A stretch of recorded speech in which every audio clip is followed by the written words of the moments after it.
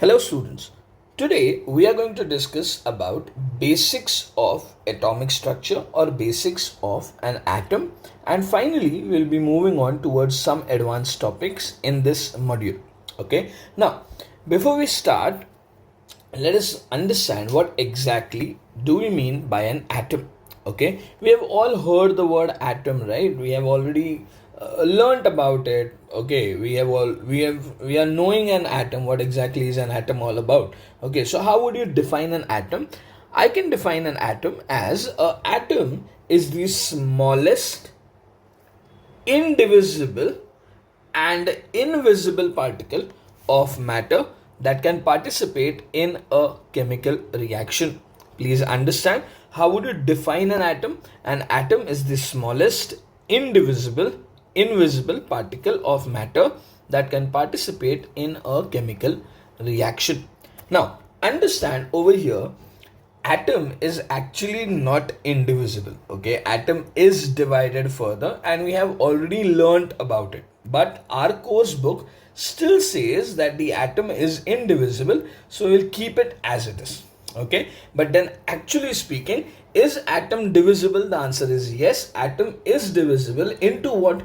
It is divisible into electrons, protons and neutrons. Now understand, are only these elements present, not neutral, sorry, neutrons. So now we need to understand, are there only electron, protons and neutrons present in an atom? The answer is no. There are many more particles, but then we would be only studying about these particles as of now. Okay, now when we say atom is the smallest indivisible particle of matter, next question comes, what exactly is matter all about? Okay, we already know what is matter all about. Matter is nothing but something which has mass and can occupy space. Basically, anything which is around you right now could be classified as matter if it is having certain mass and it is occupying certain space. It could be your mobile phones, it could be your books, it can be your water bottle, it can be water, it can be air, anything. Okay, but then let me discuss one more thing over here. It's kind of an interesting thing to discuss. Okay, we are surrounded with many objects around you. On your desk itself, on the working desk or study table, you would be having n number of particles or n number of substances which are actually matter. Okay, but then could you tell me a few examples of things around us which are not exactly matter? Okay, that means few things which are around us which actually doesn't occupy any space or doesn't have any mass. Okay, you can't say air over here because air has particles, and although the particle has very small mass, but yeah, it has mass, it occupies space, right? So air cannot be the answer over here. Okay, so what else could be answer over here? Now understand, over here I can say that shadow. Okay, does shadow occupy space? The answer is no. And if it doesn't occupy any space, would it be considered as matter? No. Does shadow have any mass? No. So obviously shadow is an example of something which is non-matter. Okay, could you name few of them more? Okay, let's write down one more. Okay, sound. Okay, similarly light. Okay, the sense of smell, the sense of feelings. Okay, are they matter? Then no, these are not matter. So these are all the things which are around you which are non-matter. Now, why did I discuss this over here? Because see, we definitely know what exactly is matter, but then the question paper might ask us a question, what exactly, or give me few examples of something which are non-matter, so you at least know a few of them. Okay, let's move further. So now we are pretty clear about what exactly is an atom, what exactly is matter. So let's move further. Now every atom, my dear students, understand every atom is associated with two different numbers. Okay. Out of that, the first number is defined as the atomic mass number, and the second number is known as atomic number. Okay, so every atom, like over here you have an example of lithium atom. Okay, so lithium atom has two numbers, the first one out of which is the mass number and the second one is the atomic number. Okay, just a shortcut, again I'm repeating, it's just a shortcut to remember. What I can remember is that atomic mass number will always be the larger number. Okay, so out of the two numbers, the largest number would be atomic mass number. Okay, if both the numbers are same, then obviously both the numbers are same, so atomic mass number and atomic number are same, not to worry about. Okay, similarly, what could be the next shortcut over here? So mass number is the number which is a larger number. Okay, so what I can say, a smaller number over here, so a smaller number would be referred as what? It would be referred as atomic number. Absolutely right. So how would you define atomic mass number and atomic number? Okay. So you won't say that the mass number is a larger number, the atomic number is a smaller number. You won't define it like that, but you would define it as atomic mass number is nothing but the total number of protons and neutrons. Please remember, over here you are adding both of them. Once again I'll repeat, how would you define atomic mass number?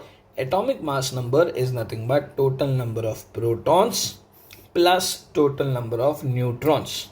Similarly, what is atomic number?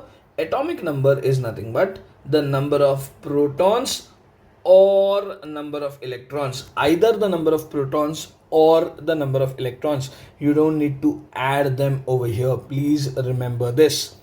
Atomic mass number is the total number of protons and neutrons. Atomic number is the total number of protons or electrons. Okay, over here we would always give priority to the number of protons.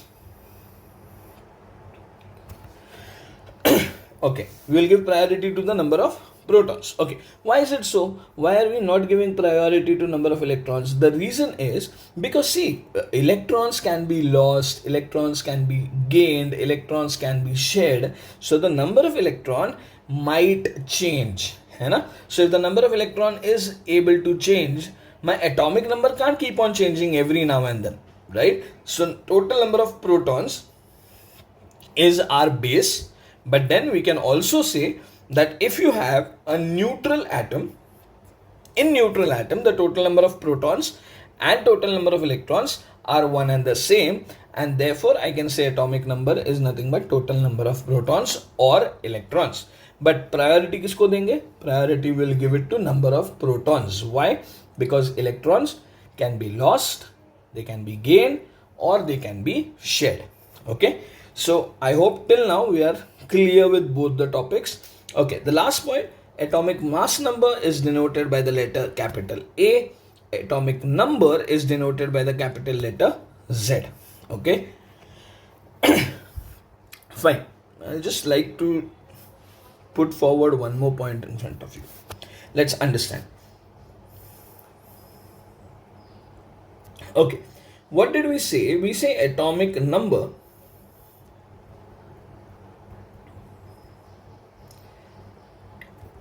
is nothing but atomic number is denoted by the letter A or Z. See, atomic number is denoted by the letter Z. So we said that atomic number is nothing but number of protons.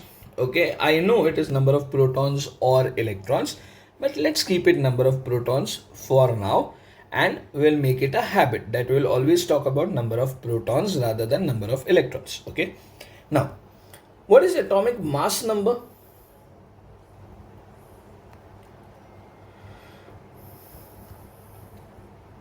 what is atomic mass number? Now, atomic mass number is nothing but number of protons plus number of neutrons. Correct? So therefore, what I can say is that atomic number, let me just take it down. Okay, so what I can say is that the atomic number Z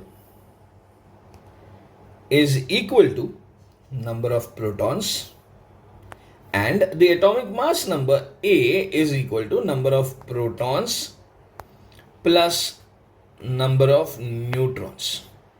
Correct? But then now, dear students, understand number of protons, is it equal to nothing but Z? So therefore what I can say, therefore can I say, therefore A, that is atomic mass number, is equal to nothing but number of protons, that is nothing but Z plus number of neutrons. Am I right?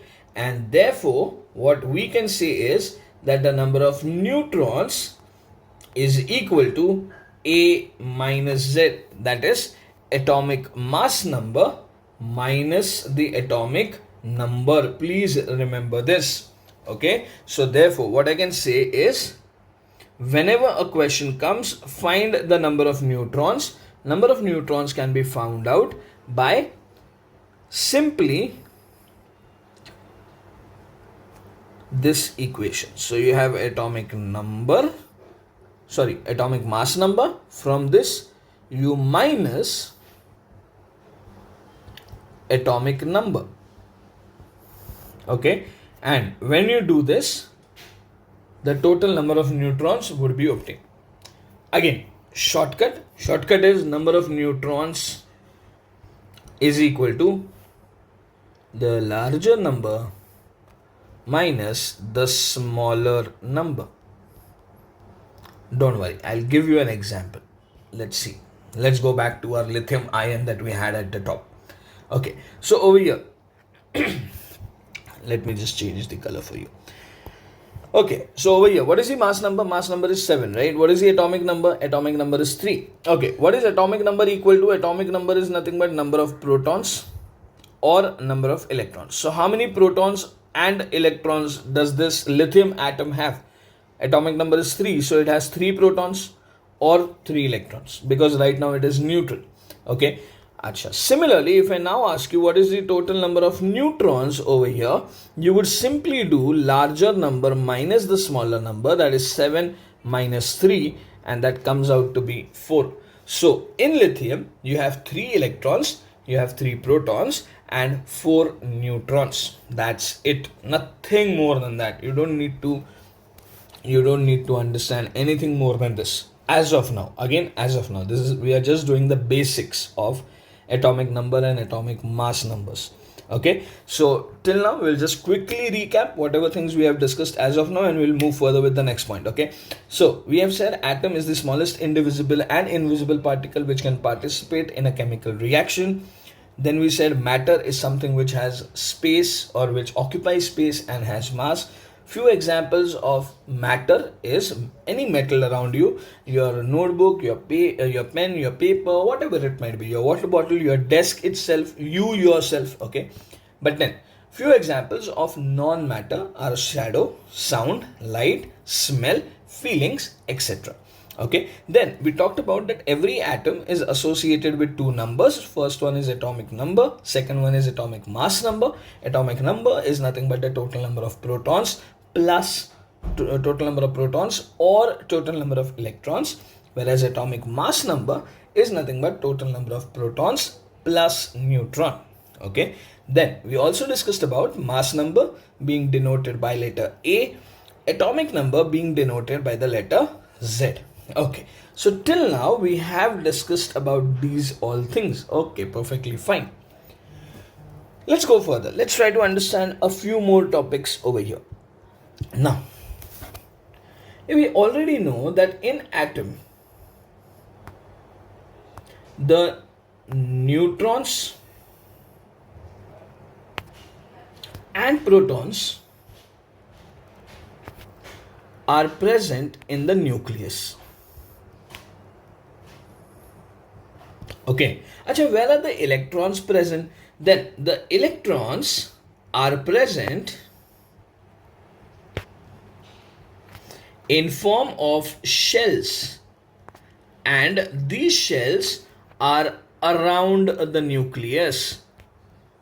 So electrons are present around the nucleus in form of shells.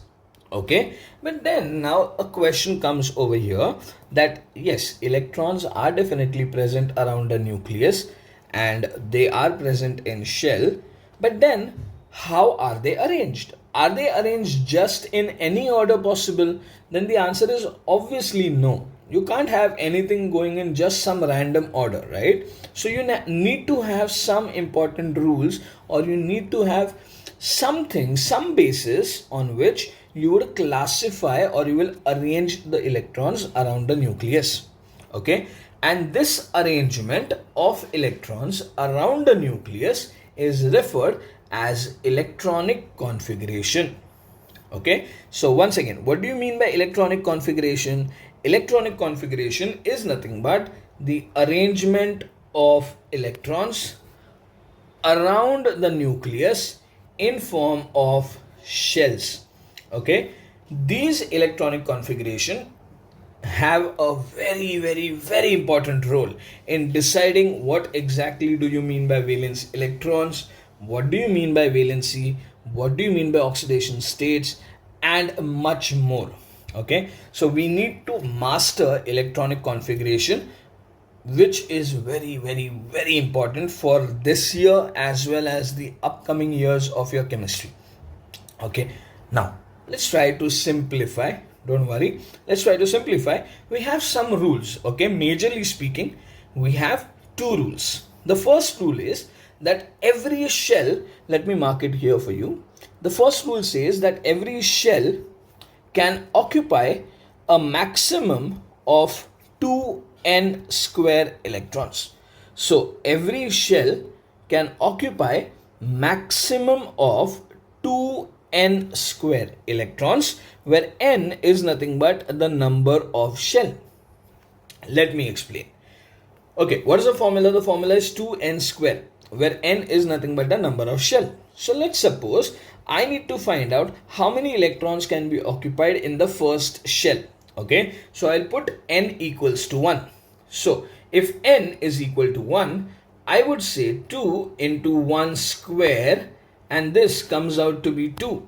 So therefore first shell can maximum occupy only 2 electrons. Please remember, once again I am saying first shell can occupy only 2 electrons at the most. It can have 0, it can have 1, it can have 2, but it cannot have more than 2. Okay, this we are talking about the first shell.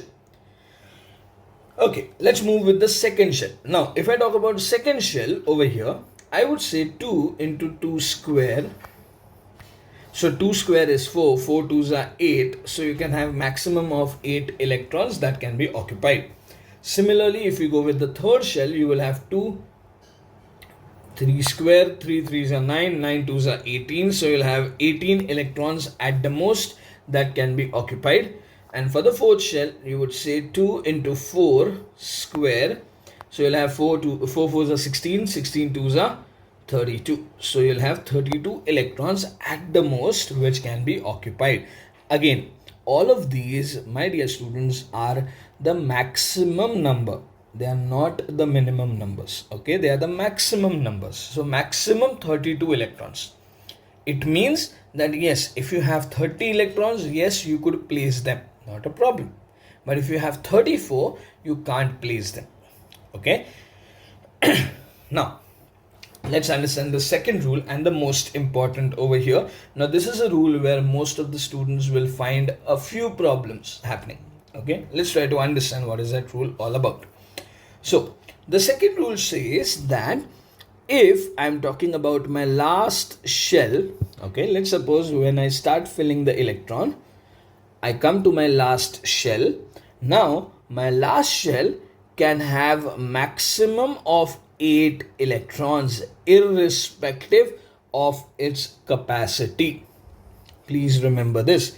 If I'm talking about the last shell, my last shell can have maximum of 8 electrons irrespective of whatever might be its capacity, except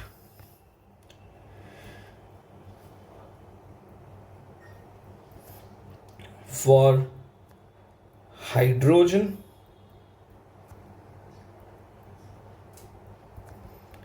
helium, and few other elements. We will learn about them shortly. Okay, don't worry about it. Okay, we'll learn about something called as octet and something called as duplet. So what we said over here is that if you have the last shell, while arranging the electrons, you come to the last shell and the last shell is having more than 8 electrons, then sorry boss, you can't have it. You have to keep only 8 electrons over there and the remaining electrons will go in the next shell. Okay, let's try. Don't worry, let's try. We'll try to master the electronic configuration. Let's see, don't worry.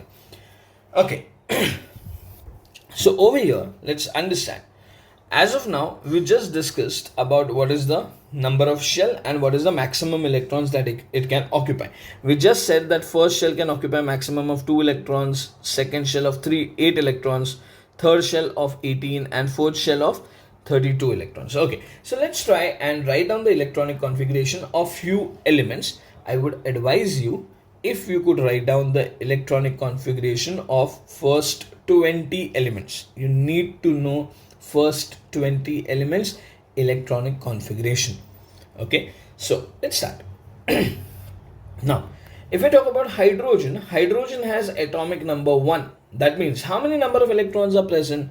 Atomic number is nothing but number of protons or number of electrons. So it has only 1 electron, and 1 electron can be easily occupied in the first shell. So the electronic configuration is just 1 finish. Okay, let's talk about carbon. Carbon has total of 6 electrons, or the atomic number is 6. So that means you need to fill in 6 electrons. You need to arrange 6 electrons. So out of those 6 electrons, 2 electrons will go in the first shell. Am I right? So the first shell has 2 electrons. Okay, fine. So out of 6, 2 are gone. How many are remaining? 4 are remaining. Okay, what is the capacity of the second shell? The capacity of the second shell is 8. So can I occupy 4 electrons over there? The answer is yes. I can't occupy more than 8, but 4 is less than 8, right? So the electronic configuration becomes 2, 4.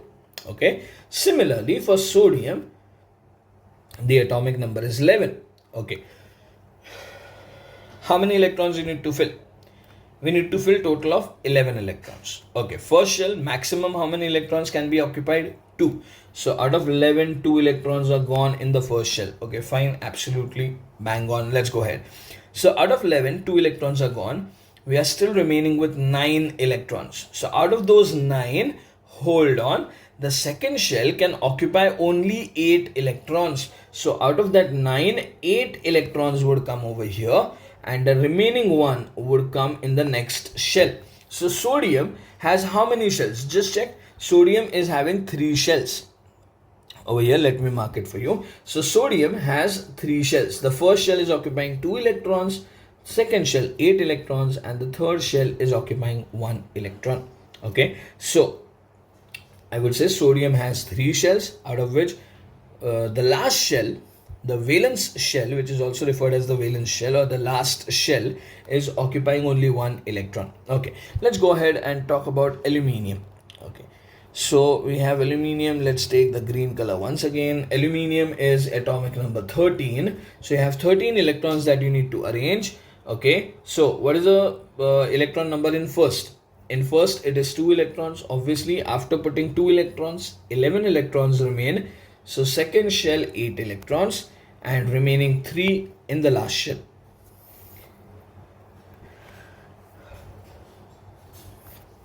Okay, let's go with chlorine now. So in chlorine, total atomic number is 17. So it is 2, 8, 7. Okay. For argon, I would now like you to pause the video and try doing it on your own, and then you can check. I'll solve it for you. So argon is 18, potassium is 19, and calcium is 20. Okay, so let's talk about argon. Argon is 2 comma 8. So 8 plus 2 is 10. You're still left with 8 electrons. And yes, 8 electrons can come over here because third shell has maximum capacity of 18. Okay, let's go further with the potassium one. Now here is something very important that's going to happen. Listen very carefully. Okay, so potassium has 19 electrons. So obviously the first shell has 2 electrons. Second shell will have maximum of 8 electrons. Now wait, 8 plus 2 is 10. 19 minus 10 would give me 9. So technically the last shell should have 9 electrons. But wait, hold on. There was a rule which said that if you have the last shell cannot have more than 8 electrons. Do you remember this? And because of this very same rule, what I would do is, out of this 9 electrons, I would say, sorry boss, I can't put 9 over here, because if I put 9 over here, it becomes the last shell, and last shell cannot have more than 8.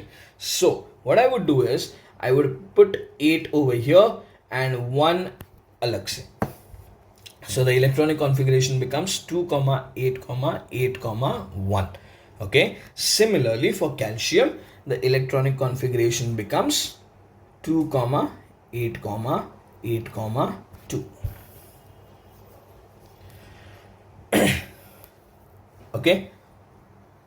So these are all the electronic configuration of some elements. Obviously, will not be able to do all the 20 elements in this same video, but then I definitely encourage you that you try the other elements. First to 20 elements, the electronic configurations, probably the atomic numbers and atomic mass number. I'm just saying probably.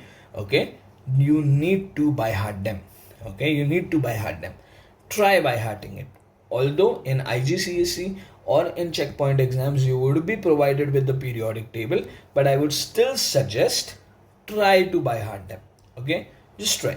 If it gets by hearted, very well. If it doesn't get by hearted, it's fine. You're still having the periodic table with you for your help. Okay, now till now we discussed about electronic configuration, and as I said, electronic configuration plays a very vital role in understanding what do you mean by valence shell, what do you mean by valence electrons, what do you mean by valency, and what do you mean by oxidation number. Okay, but then what we'll do is we'll talk about these 4 aspects in the next module. Okay, so we'll stop the module over here. We'll talk about this in the next lecture. Till then, thank you so much and keep studying.